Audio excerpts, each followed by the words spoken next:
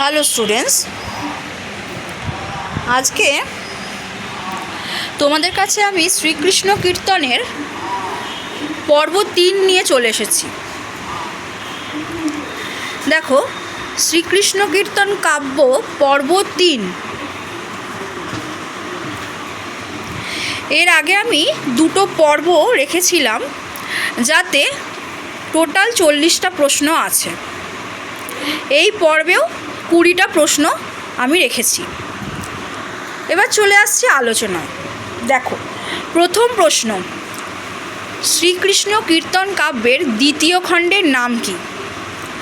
আমরা প্রত্যেকেই জানি শ্রীকৃষ্ণ কীর্তন কাব্যের 13টা টোটাল খণ্ড আছে।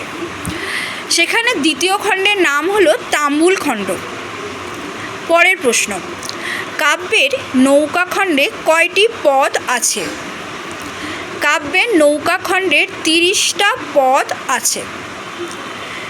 তৃতীয় প্রশ্ন, কাব্যের শুরুতে কার উল্লেখ আছে? কাব্যের শুরুতে পৃথিবীর উল্লেখ আছে।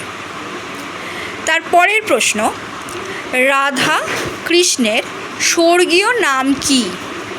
রাধা কৃষ্ণের স্বর্গীয় নাম লক্ষ্মী ও বিষ্ণু। চলে আসছি পরের প্রশ্নে,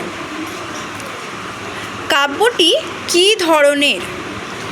কাব্যটি নাট্যধর্মী। চলে আসছি নেক্সট স্লাইডে। সর্বাধিক নাটকীয় দ্বন্দ্ব কোন চরিত্রে আছে? রাধা চরিত্রে। শ্রীকৃষ্ণ কীর্তন কাব্য যেহেতু একটি নাট্যধর্মী কাব্য, সেই কারণে এখানের চরিত্রগুলো কিন্তু নাটকীয় দ্বন্দ্বে ভরপুর।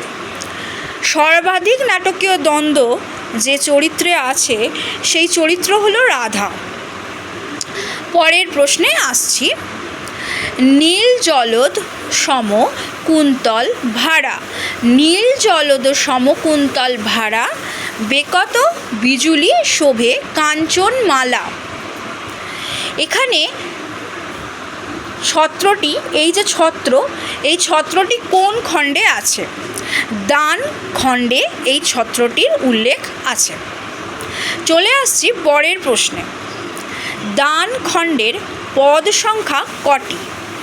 দান খণ্ডের পদ সংখ্যা হল 112টি। এই খণ্ড শ্রীকৃষ্ণ কীর্তন কাব্যের সবথেকে বৃহত্তম খণ্ড বলে পরিচিত।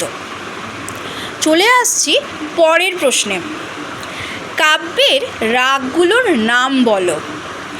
কাব্যের রাগগুলোর নাম হলো আহের, মালব, দেশাগ, মালবশ্রী, বসন্ত, গুজ্জরী, মল্লার, কেদার আর রামগিরি। এছাড়া আর একটা রাগিনী আছে যার নাম হলো পাহাড়িয়া। রাগ ও রাগিনী, রাগ পাহাড়িয়া হলো একটা রাগ। সেই রাগ সর্বাধিক, মানে সবথেকে বেশি এখানে কিন্তু ব্যবহৃত হয়েছে। আগের ক্লাসে সেটা আমি পড়িয়েছি। চলে আসছি নেক্সট কোয়েশ্চেনে, শ্রীকৃষ্ণের প্রেম বার্তা রাধার কাছে কতবার বড়াই নিয়ে গেছে? 3 বার। চলে আসছি নেক্সট স্লাইডে, রাধা দধির পসরা নিয়ে কোথায় যেত? রাধা দধির পসরা নিয়ে বৃন্দাবন থেকে মথুরায় যেত। কৃষ্ণ মহাদানী কোন খণ্ডে সেজেছেন? দান খণ্ডে। পরের প্রশ্ন, কাব্যে রাধার মাতা পিতার নাম কি? কাব্যে রাধার মায়ের নাম হলো পদুমা বা পদ্মা, পিতা হলেন সাগর। রাধা কৃষ্ণের লীলা কাহিনী কোন খণ্ড থেকে সূত্রপাত? রাধা কৃষ্ণের লীলা কাহিনী তাম্বুল খণ্ড থেকে সূত্রপাত। তাম্বুল শব্দের অর্থ কি? পান। চলে আসছি নেক্সট স্লাইডে, রাধার আর এক নাম কাব্যে পাওয়া যায়, সেটা কি? চন্দ্রা বলি, নাম তোর রাধা চন্দ্রা বলি, কোন খণ্ডে আছে? দান খণ্ডে। চলে আসছি পরের প্রশ্নে। বসন্তকালের উল্লেখ আছে কোন কোন খণ্ডে? তাম্বুল, বৃন্দাবন, বান আর বংশী, এই 4টে খণ্ডে বসন্তকালের উল্লেখ আছে। আমরা প্রত্যেকেই জানি বসন্ত ঋতু দিয়েই কিন্তু কাব্যের শুরু হয়েছে।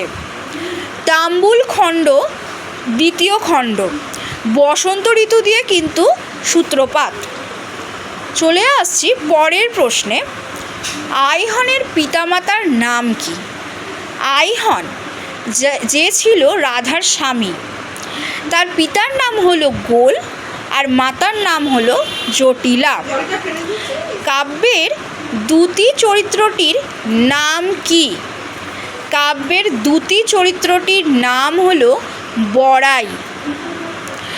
বড়াই যে ছিল এমনই দ্যুতি চরিত্র একটি, যে রাধা আর কৃষ্ণের মধ্যে প্রেমের বার্তা বহন করত। এই গেল আজকের আরও 20টা প্রশ্ন আলোচনা। আশা করছি তোমাদের ক্লাসটা ভালো লেগেছে। তোমরা অবশ্যই ক্লাসটা সাবস্ক্রাইব করো আর লাইক করে শেয়ার করে দাও। Thank you.